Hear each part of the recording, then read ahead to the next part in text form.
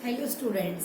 Previous part के अंदर हमने पढ़ा कि किस तरीके से जो साउंड है वो प्रोड्यूस्ड होती है। Sound produced by vibrations, vibrations की वजह से साउंड प्रोड्यूस्ड होती है और साउंड को ट्रैवल करने के लिए एक मीडियम की जरूरत होती है। इन सारी बातों के बारे में हमने पढ़ा है। अब बात करते हैं हाउ वी हियर, हम कैसे सुन पाते हैं। अब हमने ये तो बोल दिया कि हम कैसे बोल पाते हैं, कैसे कि जब वो हमारा जो थ्रॉट है उसके अंदर जो बम्प ओवर है स्वेलो के टाइम वाइब्रेट होता है तो जिस तरीके से हमारी साउंड निकलती है। अब बात करते हैं कि इस तरीके से हम सुन पाते हैं। अब वो सुनने वाला जो ऑर्गन हमारा होता है उसको ईयर बोलते हैं। तो let's we discuss about human ear. Human ear के बारे में डिस्कस करते हैं।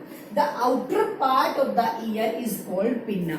जो हमारे ईयर का ये आउटर पार्ट होता है बिल्कुल ऐसे कैनाल की तरह बना हुआ, इसको हम पिन्ना बोलते हैं। It is like a funnel. ये किसकी तरह होता है, जैसे एक फनल होती है ना जिसमें से हम ऑयल वगैरह डालते हैं, तो किसकी तरह बना हुआ है, एक फनल की तरह बना हुआ है। तो the outer part of the ear is called pinna. It is like a funnel, किसकी तरह, फनल की तरह।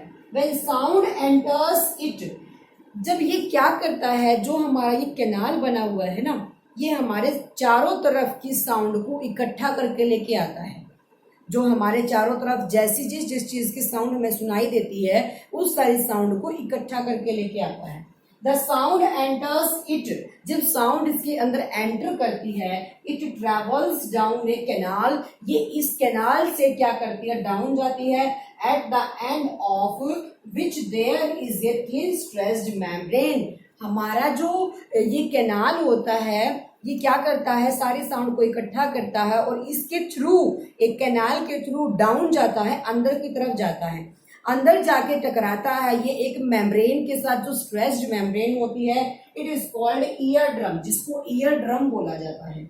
Ear drum is like a stressed rubber sheet. जो अंदर एक ईयर ड्रम होता है, देखो आप लोगों ने देखा होगा मटके के ऊपर जो रबड़ बांध के हम क्या करते हैं, उसको बजाते हैं। तो इसी तरीके से हमारे ईयर के अंदर भी एक रबड़ शीट की तरह एक मेम्ब्रेन फिक्स्ड होता है जिसको ईयर ड्रम बोला जाता है। जब हम बोलते हैं ना कि कान का पर्दा फट गया, तो वो पर्दा ही हमारा ईयर ड्रम होता है, उसके बाद हम नहीं सुन पाएंगे अगर वो फट जाता है। Ear drum is like a stressed rubber sheet, एक रबड़ की शीट की तरह होता है जो वाइब्रेट करता है, जिसके बाद हम साउंड सुन पाते हैं। Sound vibrations make the ear drum vibrate. जो साउंड उसके अंदर एंटर करती है वो उससे स्ट्राइक करती है, उसको प्रेशराइज करती है। प्रेशराइज करने के बाद वो ईयर ड्रम वाइब्रेट होना शुरू होता है। The ear drum sends vibration to the inner ear. तो वो ईयर ड्रम जो होता है हमारे इनर पार्ट को, ये तो हमारा जो पोर्शन होता है ये आउटर ईयर होता है, और जो यहाँ पे फिक्स होता है उसको इनर ईयर बोलते हैं। तो जो ये ईयर ड्रम यहाँ फिक्स होगा, ये इस इनर ईयर तक सारी क्या देगा, इंफॉर्मेशन देगा। उसके बाद द ईयर ड्रम सेंड करता है सारी वाइब्रेशंस को इनर ईयर तक। सिग्नल गोज टू ब्रेन, और वो सिग्नल उसी सेकंड ब्रेन तक पहुंच जाते हैं जिस टाइम हम आइडेंटिफाई कर पाते हैं कि वो साउंड किस चीज की है। That is we how we hear. इस तरीके से हम सुन पाते हैं। एक बार दोबारा देखेंगे। The outer part is called pinna. Outer part को पिन्ना बोलते हैं। It is like a funnel, ये एक फनल की तरह होता है। When sound enters it into, जब साउंड इसके अंदर एंटर करती है तो वहां अंदर अप एक कैनाल में डाउन जाती है। जब आगे जाके एक रबड़ शीट की तरह एक ईयर ड्रम होता है उसके ऊपर स्ट्राइक करती है, और वो ईयर ड्रम उसकी वाइब्रेशंस को, ईयर ड्रम क्या होगा, वाइब्रेट होगा। जब कोई भी चीज उसके ऊपर स्ट्राइक करेगी तो क्या होगा, स्ट्राइक किसने किया, जो भी हमारी साउंड थी उसके जो पार्टिकल्स थे, जो साउंड ने एंटर किया था, या वो बर्ड की है या वो व्हीकल्स की है, किसी भी चीज की, तो उसने उसको वाइब्रेट किया। वाइब्रेट करने के बाद वो क्या हो गया, उसने अपने सारे सिग्नल्स इनर ईयर को दे दिए और इनर ईयर ने सारे सिग्नल्स ब्रेन को दे दिए, जिसकी वजह से हम सुन पाते हैं। तो ये था आपका सारा पार्ट कि किस तरह से जो ह्यूमंस होते हैं वो सुन सकते हैं। उसके बाद नेक्स्ट क्वेश्चन आता है, 3-4 छोटी छोटी जो टर्म्स होती हैं जो यूज होती है इनके अंदर, उनके बारे में देखते हैं।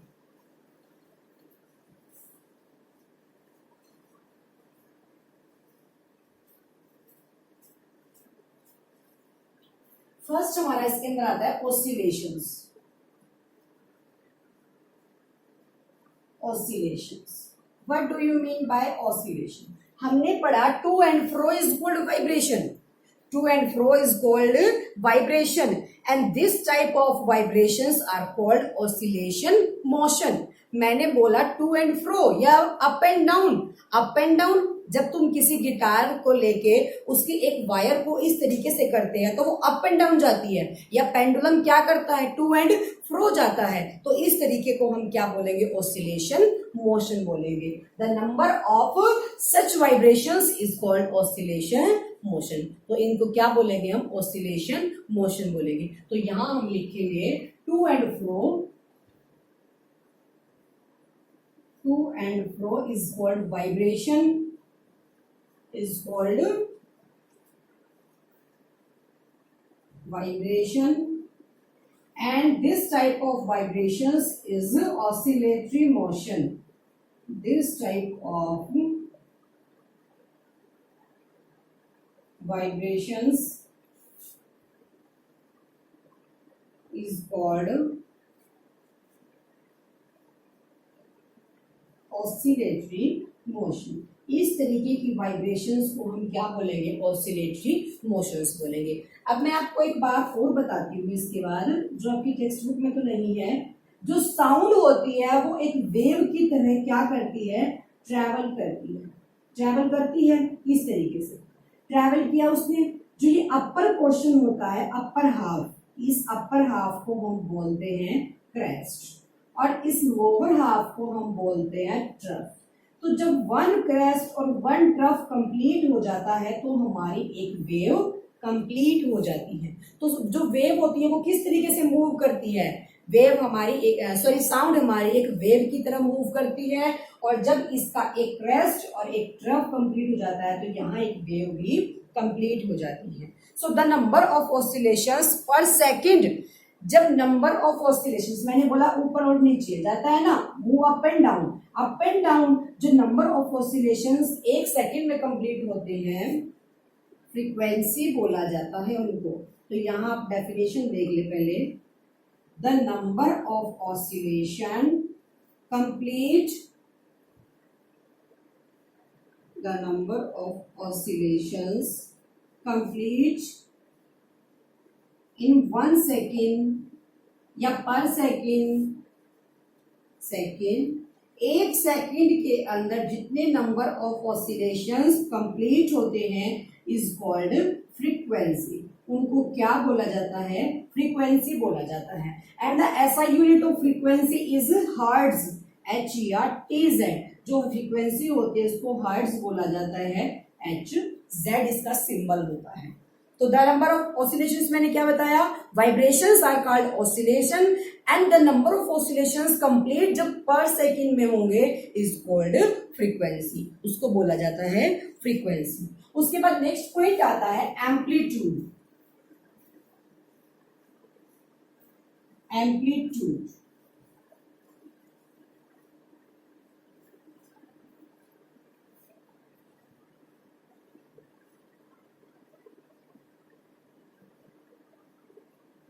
एम्पलीट्यूड, जैसे हम बोलते हैं एम्पलीफायर, साउंड को क्या करता है, हाई एंड लो करता है। तो the greatest distance that A wave, जो ये वेव ग्रेटेस्ट डिस्टेंस कवर करती है, अगर मान लिया ये वेव यहाँ तक गई है तो इसका जो ग्रेटेस्ट डिस्टेंस होगा, स्पेशली ये साउंड वेव्स के अंदर होता है, मूव्स अप एंड डाउन। यही जो वेव की जो ग्रेटेस्ट हाइट होती है अप एंड डाउन की, अब जब आप अपने स्पीकर्स के अंदर साउंड को तेज कर देते हैं, हाई वॉल्यूम में कर देते हैं, तो ये उतनी ही ज्यादा बड़ी बन जाती है। तो जो ग्रेटेस्ट डिस्टेंस इस वेव ने कवर किया to move up and down is called amplitude, वो आपका एम्पलीट्यूड होगा। The greatest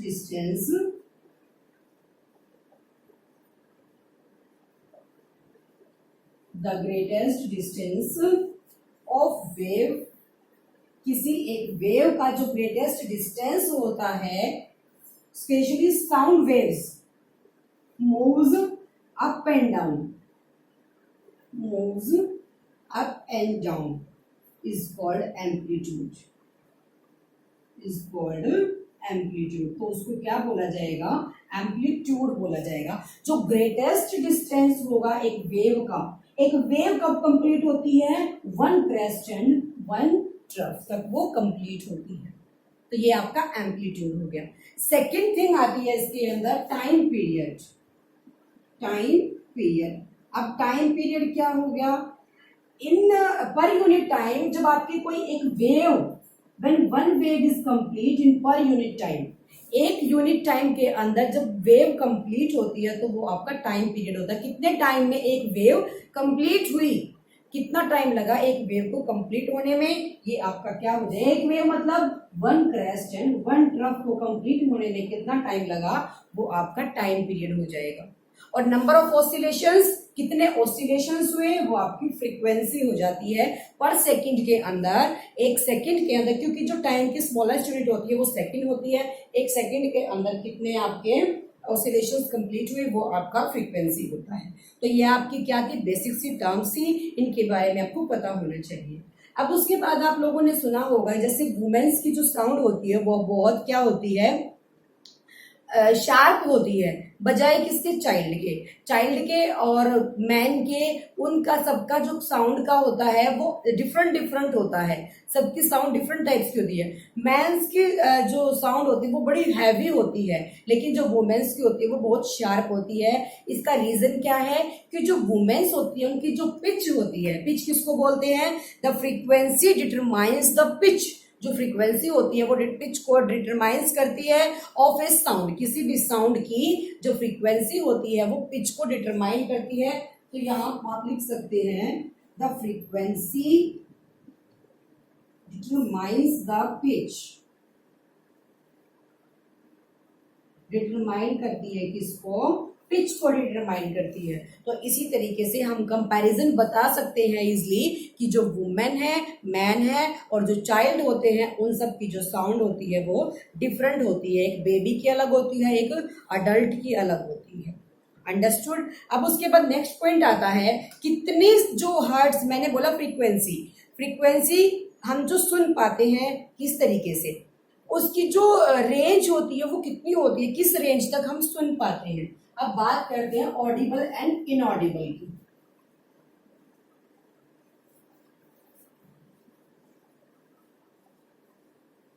Audible range,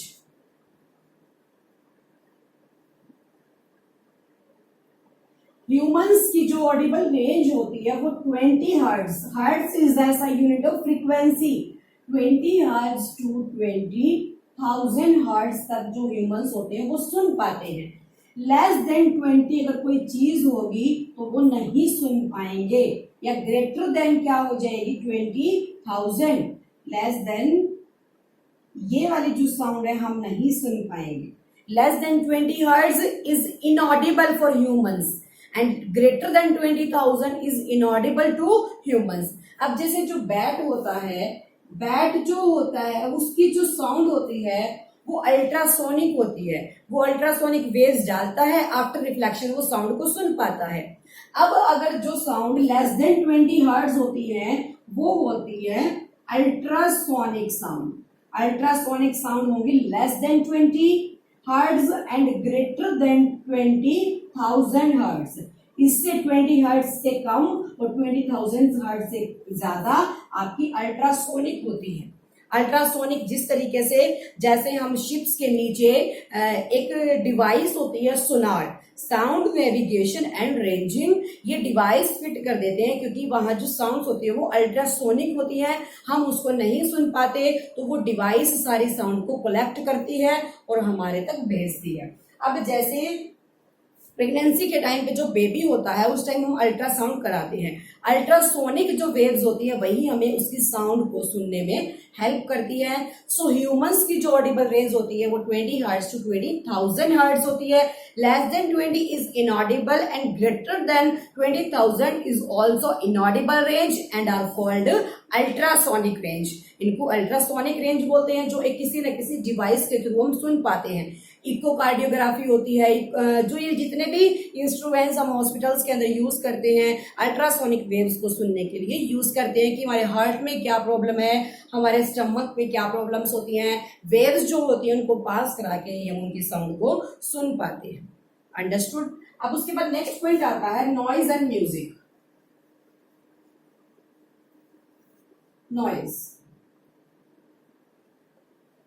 noise क्या होता है? जो प्लीजेंट साउंड होगी, pleasant is called noise, pleasant sound is called, और जो हमारी नॉ प्लीजेंट यानी कि जो हमें सुनने में अच्छी नहीं लगती, ऑब्वियस है अगर हम किसी चीज को ऐसे ही बजाएंगे तो वो हमें नॉइज प्रोड्यूस्ड होता दिखेगा, लेकिन जब हम एक कॉन्टिन्यू एक ट्यून के साथ कोई चीज बजाते हैं तो वो हमें नॉइज यानी कि जो प्लीजेंट, जो हमारे ईयर्स को अच्छा लगने वाला साउंड होता है वो म्यूजिक, एंड जो अच्छा नहीं लगता, प्लीजेंट नहीं लगता, वो हमें उसको नॉइज बोला जाता है। अब नॉइज के पोल्यूशन किस तरीके से होता है? नॉइज पोल्यूशन, नॉइज पोल्यूशन आता है जब हम एक्सेस में किसी साउंड को, नॉइज पोल्यूशन जैसे आप लोगों ने एयर पोल्यूशन के बारे में पढ़ा है कि जब एक्सेस में हमारी एनवायरनमेंट के अंदर गैसेस, एक्स्ट्रा मिनरल्स, डस्ट, ये पार्टिकल्स मिल जाते हैं तो एयर पोल्यूशन। तो इसी तरीके से जब एक्स्ट्रा नॉइज मिक्स हो जाती है, जैसे ट्रैफिक की जो नॉइज होती है, एक्स्ट्रा जितनी भी नॉइज हमारी मिक्स हो जाएगी वो हमारा नॉइज की पोल्यूशन के अंदर कन्वर्ट हो जाएगा। अब उसके जो हार्मफुल चीजें होती हैं नॉइज की, वो क्या होती हैं? हार्म किस लिए होता है? जो नॉइज है वो हार्म होता है, हमें चिड़चिड़ापन हो जाता है, लेक ऑफ स्लीप, हाइपरटेंशन, ये सारी चीजें किस वजह से आती हैं? नॉइज पोल्यूशन की वजह से आती हैं। तो नॉइज पोल्यूशन का जो सबसे बड़ा हार्मफुल है वो क्या है? हाइपरटेंशन होता है, एंजाइटी होता है, गुस्सा आता है, और उसके अलावा लेक ऑफ स्लीप हो जाती है। तो ये सारे हार्मफुल होते हैं। लिख देती हूँ यहाँ पे, lake of sleep, hypertension and hypertension के अलावा एंजाइटी, ये सारी चीजें आती हैं जब नॉइज पोल्यूशन एक्सेस में हो जाता है। अंडरस्टूड। उसके बाद आता है हमें क्या क्या प्रिकॉशंस रखने चाहिए। प्रिकॉशंस यानी कि जो भी कंस्ट्रक्शनल एरिया होता है उससे अपने हाउस को थोड़ा सा दूर रखें। कंस्ट्रक्शन एरियाज के अंदर जो मशीन्स की साउंड होती है उसको, अब जैसे हम जनरेटर यूज करते हैं, कुछ जनरेटर्स बहुत साउंड प्रोड्यूस करती हैं, लेकिन कुछ डिवाइसेस ऐसे भी फिट होती हैं जो उनको साइलेंट रखती हैं। तो हमारी जो मशीन्स होती हैं, जो भी इंस्ट्रूमेंट्स हम घर में यूज करते हैं, मिक्सी, ये सारी चीजें, वॉशिंग मशीन, इन सब चीजों के अंदर जो साइलेंट डिवाइस यूज होती है जिसकी वजह से साउंड प्रोड्यूस ना हो और नॉइज पोल्यूशन ना हो, क्योंकि वो अनप्लीजेंट साउंड होता है। जो नॉइज होता है ना वो अनप्लीजेंट साउंड होता है, जो हमें सुनने में अच्छा नहीं लगता, जिसको हम नॉइज में कन्वर्ट कर देते हैं। तो ये सारी प्रिकॉशंस हमें रखनी चाहिए, क्योंकि हमारी इतनी एडवांस कंट्री के अंदर ऐसी बहुत सारी डिवाइसेस प्रोड्यूस हो चुकी हैं जिसकी वजह से साउंड नहीं आती, जिसको साइलेंट बोला जाता है, साइलेंट जनरेटर बोलते हैं जिसको। तो इस वजह से जो नॉइज होता है, नॉइज और म्यूजिक में क्या डिफरेंस है? Pleasant sound is called music, unpleasant sound is called noise. जो हमें सुनने में अच्छा नहीं लगता वो नॉइज होता है। जैसे हम एक्स्ट्रा में कोई भी चीज स्ट्राइक करते हैं तो नॉइज है, कोई ट्यून सुनते हैं तो वो हमारे लिए म्यूजिक होता है। हार्मफुल पता चल गया क्यों है? हाइपरटेंशन का काम करता है, लेक ऑफ स्लीप करता है, एंजाइटी करता है, और उसके अलावा नॉइज पोल्यूशन होता है। जब एक्सेस के अंदर बहुत सारी साउंड्स मिक्स हो जाती हैं एक्सेस क्वांटिटी के अंदर, तो वो नॉइज पोल्यूशन होता है। उसके अलावा प्रिकॉशंस क्या क्या करनी चाहिए? मैं ऐसी डिवाइस यूज करनी चाहिए जिनके अंदर से साउंड ना आए। कंस्ट्रक्शन एरिया के पास जहां कंटिन्यू कोई भी वर्क चलता है, इंडस्ट्रीज के पास हमारे हाउसेज नहीं होने चाहिए, वहां से हमें शिफ्ट कर लेना चाहिए। तो इस तरीके से हमें साउंड के बारे में पता चला, साउंड कैसे प्रोड्यूस हुई, ह्यूमन कैसे उसको सुन पाते हैं, कैसे ह्यूमंस साउंड को प्रोड्यूस कर पाते हैं, किस तरीके के हमारे ये वर्क करते हैं। Understood? So your chapter is completed. Thank you and see you again.